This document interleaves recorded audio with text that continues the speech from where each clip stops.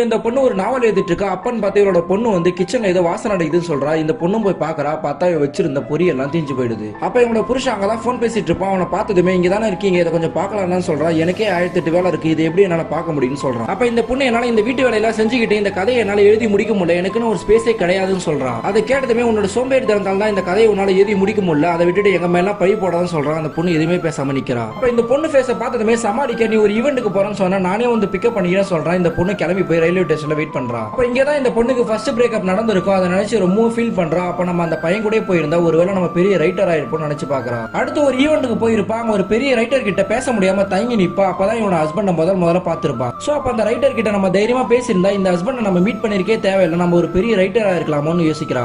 ஆக்சுவலா இவன் எல்லா ஃபங்க்ஷனும் லேட்டா தான் வரான். அதே மாதிரி லேட்டா வந்து இந்த பொண்ணு கிட்ட சாரி சொல்றான். தென் நீ காலையில சொன்னது எனக்கு இப்பதான் புரிய வருது, உனக்கான ஸ்பேஸ் நான் கொடுத்ததே இல்லை, இனிமேல் நம்ம 2 பேரும் ஷேர் பண்ணி ஒர்க்க பார்ப்போம், அப்பதான் உனக்கும் ஸ்பேஸ் கிடைக்கும்னு சொல்றான்.